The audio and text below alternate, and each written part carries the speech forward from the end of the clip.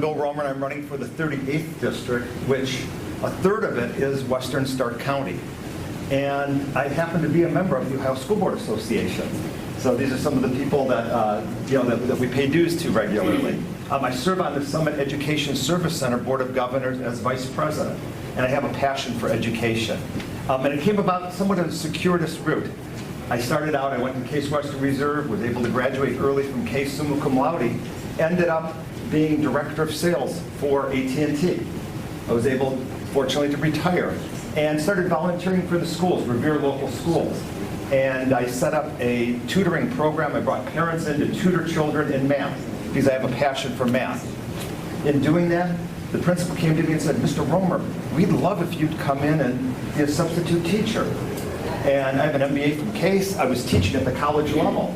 I said, but I don't have a teaching degree. He said, that doesn't matter. We really need substitute teachers. And I've spent almost 3.5 years in the classroom teaching because I can fortunately walk in and teach pre-calculus and calculus.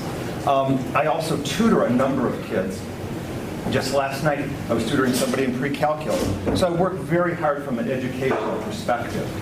I also served as what would be down here in Stark County as a county commissioner. In 2010, I ran for Summit County Council at large to represent all 541,000 people in Summit County, and I was elected. And I worked really hard. This is my full-time job. I've made a couple commitments serving as a public official. One is that, if at all possible, I will never miss a meeting. And I never have missed a meeting in 4 years on Summit County Council and almost 3 years on the Summit Education Service Center Board of Governors. I was there on my birthday just last month. The second thing I said I would do is that I would go to every community every year. So I could walk into Reminderville or Mogador or now Beach City or Wilmot here in Stark County, and the elected officials know who I am because I go in and I meet with them, I talk to the residents, and I talk to the elected officials.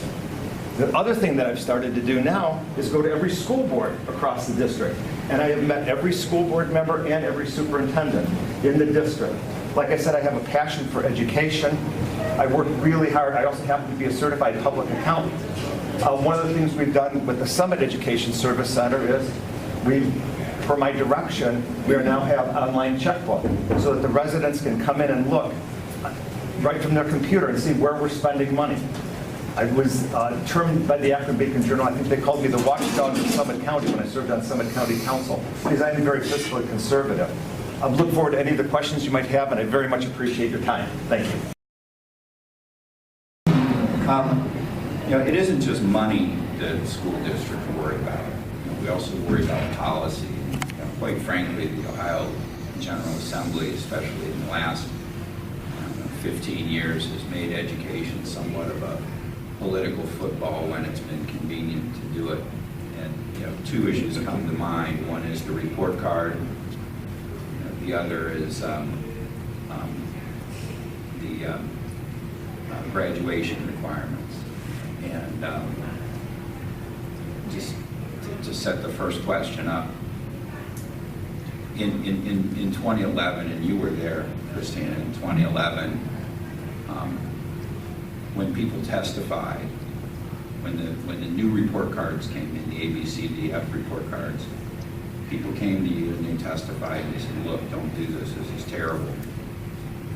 But because at the time, it was impacting high poverty urban districts first and most, you're not important, we don't care about you. Now that it's hurting the suburbans and the more affluent ones, everybody's running and jumping on the bandwagon saying, oh my God, we have to get rid of this. We were a political football, and the General Assembly hurt a lot of kids.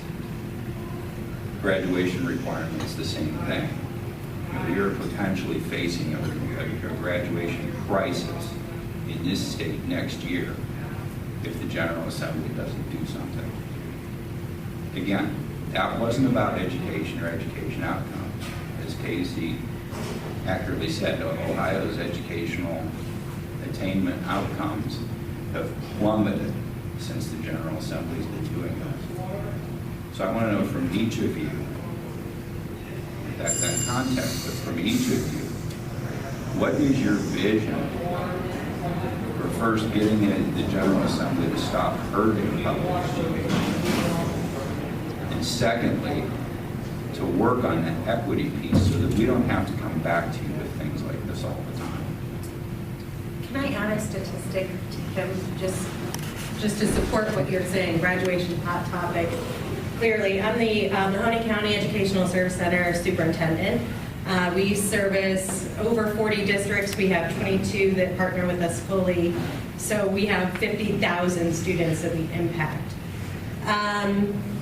We are still crunching the numbers, but on average, we're anticipating about 16% of the kids in the Valley. So Trumbull, Mahoney, Columbiana, some of Portage County, and I think some of Stark is in with us. We anticipate about 16% of those kids who used an alternative graduation pathway last year. So if there's not an answer to this quickly, we have 16% of our kids not getting diplomas. And in addition to that, has anyone considered what that does to our welfare system, what that does to the amount of taxes we're paying, what we're going to do now about overcrowding of senior classes, and all of those sorts of things. Just since he's the light guy, I thought I'd just give you all that together. Thank you. I will say some of my best friends are teachers. Having taught in the classroom for over 3 years, I get a whole lot of input from teachers on what we should be doing better, what could be done.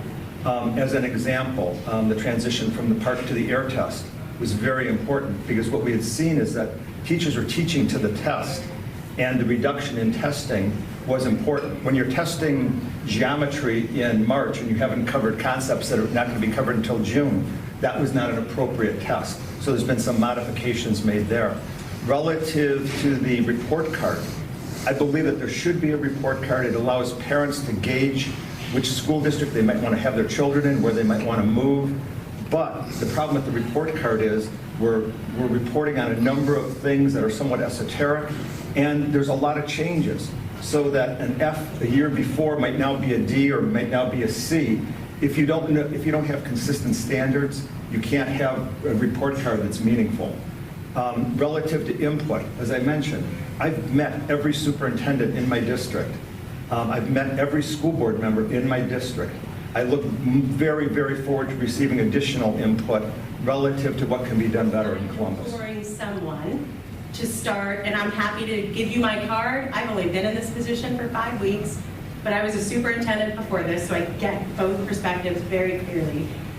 I'd love to work with someone that will work on really just looking at what's best for all districts and all kids. You don't hear superintendents complaining too much about open enrollment, as much as I despise it. It's something I think that we've all unfortunately learned to live with. It's like we're not being recorded, are we? It's like our in-laws. Oh, we are? Edit that. You learn to live with them, right? It's not something that you necessarily want to do, but you learn to live with it. This is really putting a roadblock in us doing what's truly best, possibly, for some of those kids. So any ideas on, were you aware of that? Or Start getting rid of them. But let me ask you about House Bill 70, because that really impacts our district. You voted for it.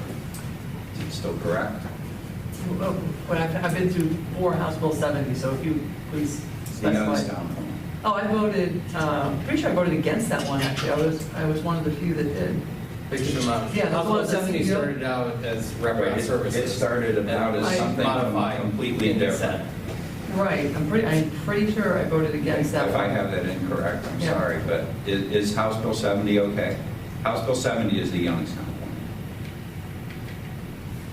Districts like Kansas City are 4 or 5 of it. Is it okay? What do you mean, is it okay?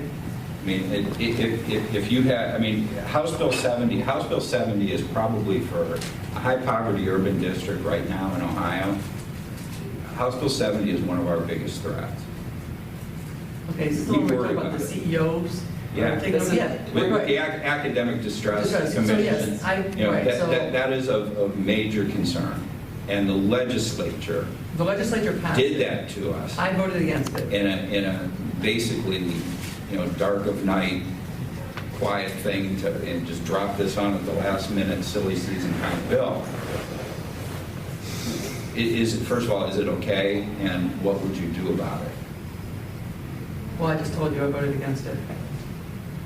Should it be overturned?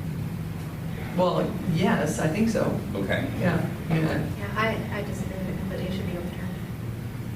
Same. I haven't read it. I've not read it. Let me just, I just want to mention a few things, and we don't have to get into the weeds on this, but when House Bill 70 was pushed, it was obviously, there was a big push from the administration to get that language regarding the academic distress commissions put in to the law. Since then, there's many, especially there are many in leadership positions that are pushing to change what was put in place. And so there is a lot in the legislature now that have recognized this isn't working. We need to take a different approach. We have had pushback from the administration and threats of vetoes that actually going through during this General Assembly. So it will be something we'll be looking at in the next General Assembly going forward if we can't get anything done throughout the rest of this year in the session. So I just wanted to add a few comments there.